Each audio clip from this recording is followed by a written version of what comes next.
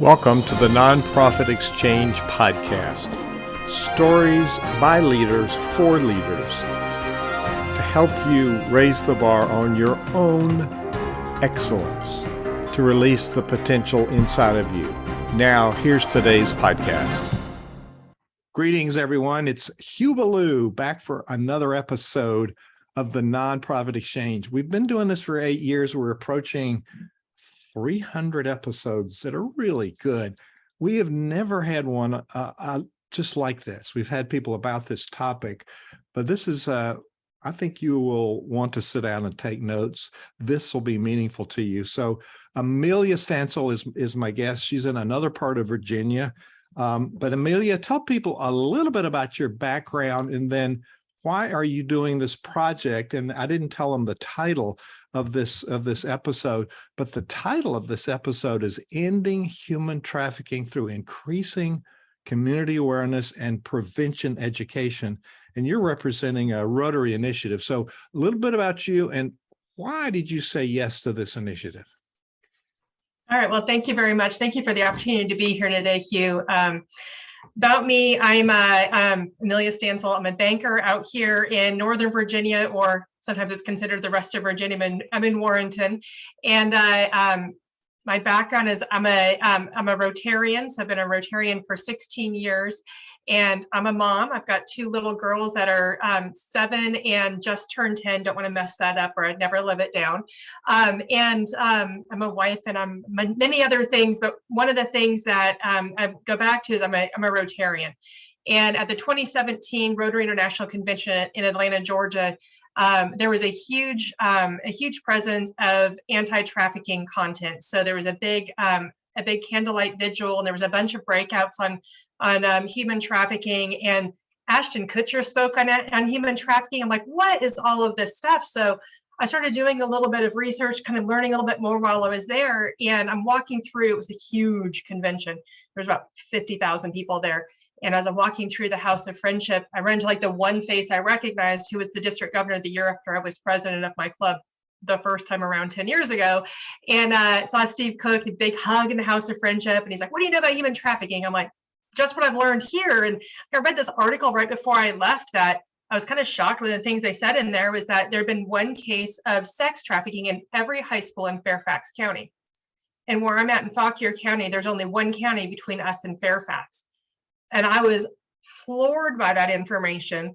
I had just read it right before I left, and then going and seeing all this stuff while I was there over that weekend, I was just blown away. And he said, well, you should have somebody from Just Ask Prevention come out and speak to you at Rotary. And I was like, who are they and how do I get a hold of them? And he's like, oh, they're a group that are our Rotary Club, the West Springfield Rotary Club, started a few years ago after there've been several cases of sex trafficking in Fairfax County. And they happen to be here. I'm like, where? He goes, here. I'm like, where? Right next to us. So right there, sitting next to us. And I was like, oh, God has a sense of humor. And so I said, all right, well, then I'll go ahead and I'll invite them to come speak. And I thought I was doing my job. And in the summer of 2017, I checked my box and said, I had a speaker from Just Ask Prevention come and speak to Rotary, and I'm done. I'm out. I did my job. And then somebody said, hey, well, could you do that again and invite more people more people from the community? And I said, okay. Well, I invited a bunch of put a press release out that we were having them come back and speak. And one of the first calls I got was the Department of Social Services here in our little county. And I was like, well, why are you guys interested? And they said, well, we're interested because we know we have sex trafficking victims that are here in Fauquier County that are being trafficked in the surrounding counties. They come back here to Fauquier because this is where they live. And more people need to know about this. It's like, okay, well, we should, why don't you come invite some other people? And so we had a pretty big Rotary meeting that week. We had probably 60, 70 people at our meeting, which was pretty big for us. And again, I thought I checked my box, and then they came back again and said, okay, well, how are you going to let the community know? I'm like, the community, like I'm just a banker and a Rotarian, a mom, like how am I wrapped into this?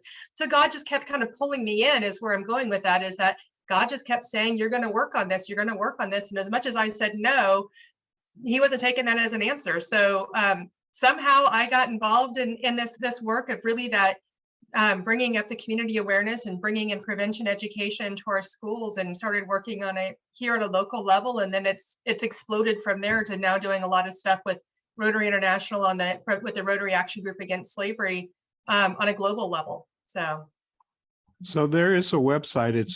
I'm going to show it here for people watching.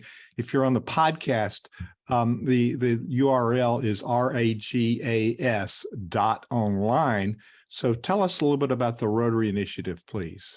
Yeah, so the Rotary Action Group Against Slavery, I went to that one, to that international convention, knew nothing about Ragas, had never heard of them, and went to the Hamburg convention. So fast forward 2 years from there, which in 2019 was asked to speak on a panel in Hamburg, Germany, and about how local Rotarians could start a community awareness and prevention education, stakeholder groups, and all the things that we did. How could a local Rotarian do that? And in the back of the room, somebody raised their hand and said, so how do you take what you did in Warrenton, Virginia, and take that global? And I was like, I mean, take it global. So come talk to me. Let's hear more about what you're thinking. And they introduced themselves and said they were part of the Rotary Action Group Against Slavery. And I was like, had no idea you guys existed. And it would be very helpful to not have created all these wheels by myself for the last several years. And so I joined the Rotary Action Group Against Slavery, which is, we have about 1,000 members right now. We're in, I just looked at all the numbers yesterday because I'm putting some stuff together for the next convention in Houston on Thursday. I think we're in 70 countries on 6 continents. And I mean, so it's a very robust organization of people who are members of Rotary International, who have a passion around ending slavery, modern day slavery, also known as human trafficking, depending on where you are in the world.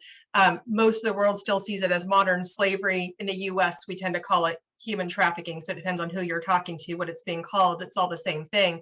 And so it's people that come together to really work on those 5 areas of trafficking, from organ trafficking and labor trafficking, sex trafficking, child soldiering, and child marriage. So those are the 5 areas that you see around the world of trafficking. Here in America, we mostly see labor trafficking and sex trafficking, which my passion and where I've been really feel like I've been called to work on has been on that sex trafficking piece and raising awareness there, because it's like I can only take one bite of the elephant at a time.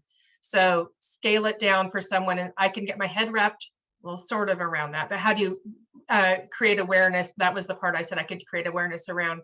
So within Ragas, we put together a community awareness prevention education strategic plan. During COVID, we had a planning group come together over several months and put this together, and have been rolling it out worldwide for the last 1.5 years. And those are the resources that you'll find on that website. That's great. I heard you speak. It was the first day of April, I think, at the district conference for our area of Rotary. And the numbers that you lifted up were, I mean, I've heard of this. I've got people working on it in my relationships. It's astounding. So every day, how many, is it mostly girls that go into trafficking, or is it girls and boys? It's girls and boys. So if you look at worldwide, there are about 40.3 million people caught in trafficking. So whether it's, again, any of those 5 areas, about 40 million people. In the US, kind of if you start scaling that back down, in the US, it's about, I'm going to get this number. I better not quote it because I'm not going to get it right off the top of my head. But in the US, there's a high number that is sex trafficking and labor trafficking. The sex trafficking side is predominantly female. Labor trafficking is predominantly male. But again, it's not exclusive one or the other. That both boys and girls are sex trafficked. Both boys, men and women, and boys and girls are also labor trafficked. Or like the sex trafficking is the one you highlighted here. Mm-hmm. That's mostly girls. How do they get in there? Are they kidnapped? Sometimes. Most of the time, not. I always thought of, and I know I'm not unique. I always thought of sex trafficking and human trafficking kind of being like Taken. You know, Liam Neeson's daughter goes over to Europe and she's pulled out from underneath the bed, and Liam Neeson has a special set of skills to come get her. I always kind of thought it was something that it happened over there to those people, wherever those people and over there was. And then the more I started learning about it, it's really not well, it's all of that, but then it's everything else too.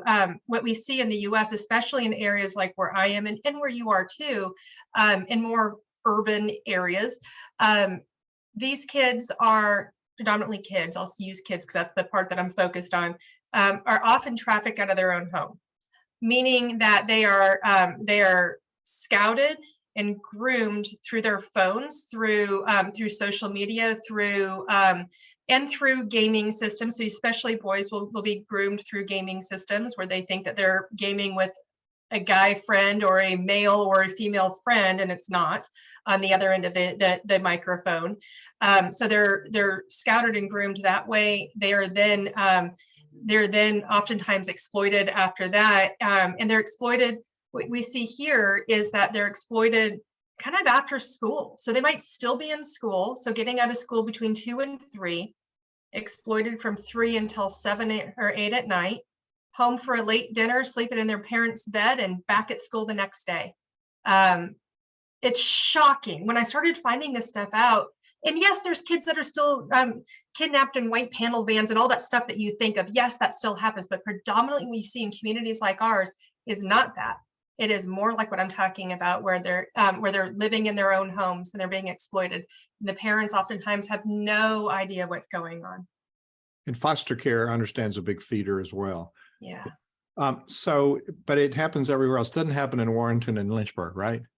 Oh yeah, no, it happens to those people over there, wherever that is. Nope, happens right here too, and right there. And so probably people we know are involved in it. So it's a big business. I've been reading some numbers. I mean, it's right below drug trafficking, isn't it, as far as revenue? $150 billion a year, second only to drug trafficking. Wow. Huge. So we're sitting here thinking, well, that's too bad. So it's so you join the Rotary Action Group Against Slavery, and that's the ragas.online website. Yeah. And if you go to the nonprofitexchange.org, you'll find this episode and you'll find the links, and we'll have some of the images from the slideshow that Amelia presented at Rotary, and they're alarming. So Amelia, I'm just an ordinary person, and I don't even see this. So why should I care? And what can I do? Yeah. Okay. So it's not uncommon that you don't see this because it's hidden in plain sight. If it can happen in your own house at your own dining room table and you don't know it's happening, it is absolutely hidden in plain sight. So when you think of that, these are kids that are coming home, it's not unlikely that you've seen this, whether it's in your own home, it's around your Thanksgiving table, or it's in the grocery store or at church. You most likely have seen it and never caught it because you don't know what you're looking at. And that's why that raising awareness is so important, of looking for signs. In your own home, what you may see is kids that are all of a sudden more withdrawn. They're more moody. You might see tattoos or cutting or bruises or things like that. They're just out of the ordinary. They don't make sense. They might have a new fancy phone. They might have new fancy clothes or makeup or other things that they're just unexplained. It doesn't make sense why they have these things. They might be, their personalities may be changing, and they're all of a sudden have a whole new set of friends, or they have a new boyfriend or girlfriend that is just taking up all of their time. But if that person doesn't really want to meet you, doesn't want to be part of your life, never makes that inroad to be able to get to know the family. So all of those things are signs. Are they conclusive? Absolutely not. I mean, because teenagers are teenagers, right? Teenagers change friends. They get new things. They might go through moody experiences and hormonal things and all of those things. So is it conclusive that your kid changed personality and and that they're caught up in trafficking? Not necessarily. So what we talk about is have conversations with these kids. Get to know them, whether they're your own kids or a niece and nephew or a neighbor or somebody at church that you're seeing something going on. Get to know them, ask them questions, ask them open-ended questions, find out what's going on in their lives, what's changing, what are they looking forward to. What you often see with trafficking victims is they can't plan their future because they don't know what their future is, and that if they're so well groomed, their future is only what they're being told their future is. So if you start talking to them about what are their future plans, they have no idea. And so if you start asking those questions and being that safe person to them, then you are a better chance of being able to pick up on something. And the same as because kids love to open up to their family, ha ha ha. Chances are that they're not going to open up to their family member. But if you have other people around them, whether it's clergy or teachers or coaches or other friends, parents, that can be that safe person for your kids and the kids in your life, or if you can be that person for somebody else's kids, you have a better chance of being able to catch this and to be able to do something about it.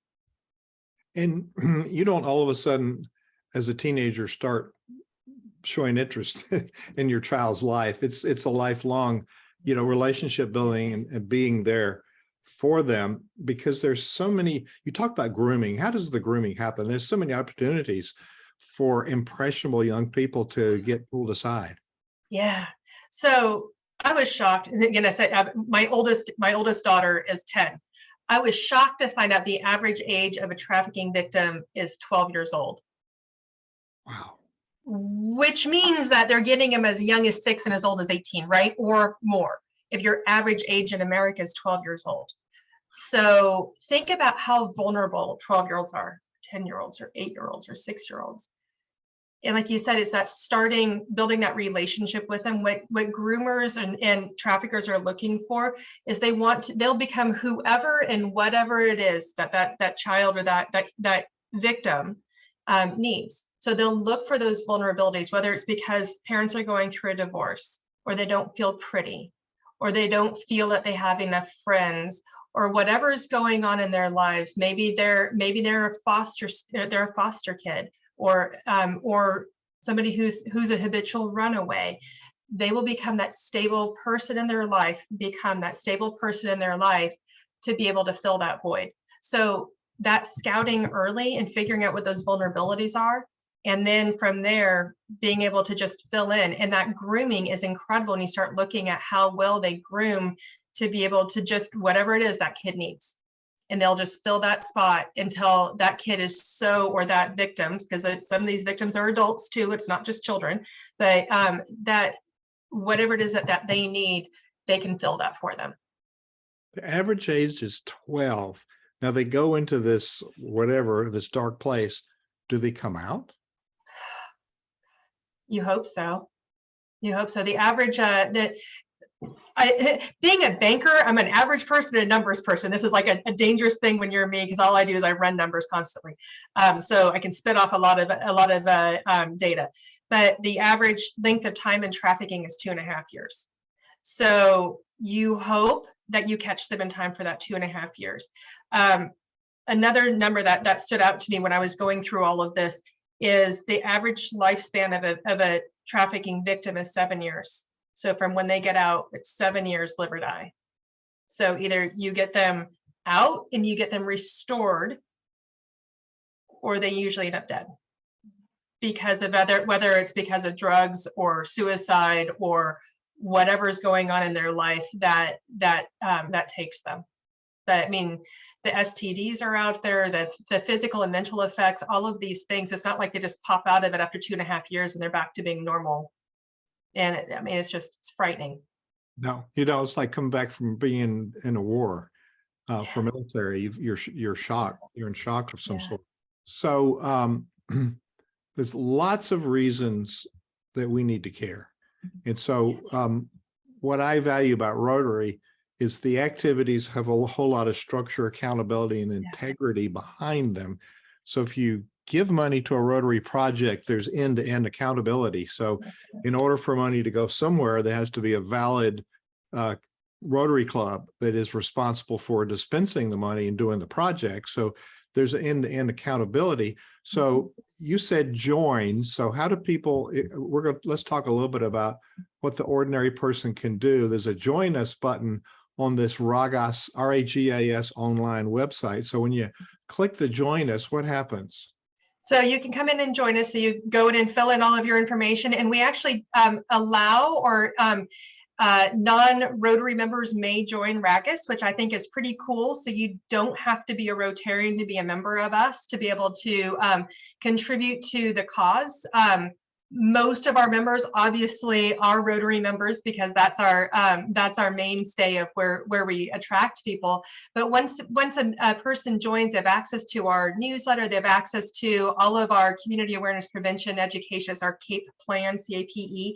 So they have access to be able to have that with a roadmap to be able to walk through from the time that they listen to this podcast and go, man, I want to do something about that, to getting their Rotary Club if they're a Rotarian, or their community involved, to how do you create stakeholder groups? How do you do community conversations? What do those agendas look like? Who can you invite to those? And just all of those things, to how do I bring in curriculum into my schools? And if I want to bring in curriculum, what's good curriculum versus bad curriculum? So we went through and put together a criteria of curriculum of here's what the gold standard in the US is for curriculum, which the US kind of is ahead of the curve in many ways when it comes to trafficking. So it's that curriculum. And we went through and vetted, we Ragus members that actually do this for a living, not bankers like me, went through and vetted curriculums and said, okay, here are some that we know and trust and that meet this criteria, to make it so that people don't have to create the wheel from scratch like I did. So we made it very, very straightforward and simple, so that soup to nuts, a member can walk right through and be able to have that support that they need. And then they also have being able to reach out to other members for mentoring, and to be able to walk through and say, okay, what are you doing? What worked for you? What were those stumbling blocks for you, so I can avoid them? So here's a warning, people listening. You have two upcoming Rotary Club presidents. We're going to say to you, one way is to get involved in your local Rotary Club and be involved in this initiative, because Rotary Clubs have lots of really good programs that they do. But you could be the champion in your town and build an awareness. So what does that look like, Amelia? I mean, they could join one in Warrington. They could join our club, Lynchburg Morning Rotary, so that you could join a Rotary. You could be just a program member. You don't have to come every meeting. You could work on a specific program. So there's different levels of membership. You could be involved at different levels. So talk about what's the advantage of being a part of a Rotary and combining with other people. Our motto is service above self. Yes. So wow, you're going to give me a soapbox. I'm also a district governor nominee. You're going to give me a soapbox on Rotary. Woo! I love it. But so the soapbox part is, if you're interested in Rotary, is going out to rotary.org, and you can put in the club locator, and you can find a club wherever you are in the world. So whether you're in Boise, Idaho, or Timbuktu, or hanging out in Nepal, wherever you are, you can find a Rotary Club, and darn near every country around the world. And if there isn't one in your local community, we have e-groups too. So e-clubs, there's 3 e-clubs that I know of that are working specifically on this project. So they have members from all over the world that are only meeting online about human trafficking and slavery. So there are all sorts of different ways to be able to plug into Rotary. But I believe that being a member in your local community, I think, is the most beneficial, because those are the people you're going to serve with. Those are the people that you break bread with. Those are the people that you have the opportunity that, if you're putting together, like we did the Fauquier Anti-Sex Trafficking Alliance, I was able to bring in our sheriff, our chief of police, our Department of Social Services, our school superintendent, and many, many other people into that project and into Rotary, because we can break bread on a regular basis. You build a level of trust when you see each other, whether you're meeting weekly or bi-weekly, or you get there once a month because your schedule is so full that you can find ways to plug in, especially if you're right there. And if you're not working on anti-slavery stuff, you might go pack backpacks for kids or serve meals. I mean, there's so many other things that you can do in Rotary beyond just this. Every single initiative has value.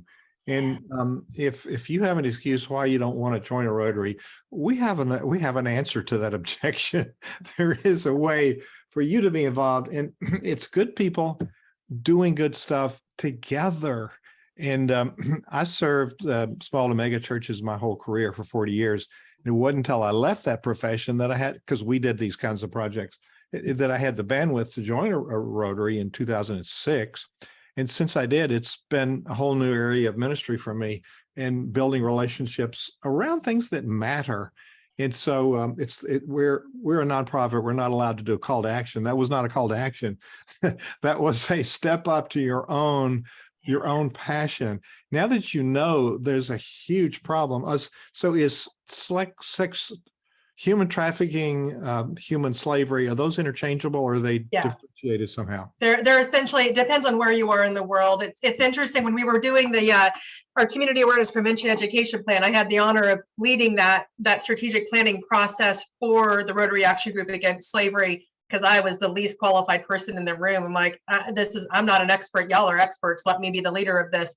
And that was one of the major points of contention and conversation. Was much of the world sees this as modern day slavery or modern slavery. In the US, we tend to call it human trafficking. So everything is slash. So it's modern slavery / human trafficking, because it depends on where you are, but it's the same thing. It is. People are locked up and they're forced to do things against their will, and they don't have free choice. So, it's modern day slavery, and the number was over 40 million. Yep, 40.3 million worldwide. In all of those different forms. Mm-hmm. So you've done a very efficient job of communicating a lot of data in a very understandable way. So I want to call people's attention back to the ragas.online website, because you can join that for a very small amount of money and you get the information you need, and then investigate your local Rotary. There's e-memberships, there's different kinds of memberships. If you don't want to go to a meal meeting every week, then there's other ways to be engaged. And Rotary is a really good place to connect with people around common causes. And this is one of them, but this is certainly one that we're ignoring. I just want to say, for my community, there's not much conversation or visibility in the church world and nonprofit world. In other worlds, people refer to it, but there's no real engagement about what can I do to make a difference. And so I think this is a starting point. Get the facts and then figure out what can you plug into and help other people understand. So Amelia, we've covered a lot of data. Is there anything that we haven't covered that you want to get out there before we end this really helpful podcast? Well, I'm sure there is. I can't think of what it is right now, but I will say I appreciate it. I appreciate the plug for Rotary and for the Rotary Action Group Against Slavery, and just the ability to have a group of like-minded people that can come around something this big, because I don't think one person alone can solve this. It takes each of us to step in and take that bite of the elephant to be able to make this really happen. And having an organization like Rotary and an organization like Ragas really makes it so that each individual can do their part, but by plugging into that bigger machine. So I appreciate you, and I appreciate the opportunity. Well, we appreciate you being here to tell the story. Amelia Stansell, thank you for being our guest today on the Nonprofit Exchange. My pleasure. Thank you. Thank you for watching the Nonprofit Exchange.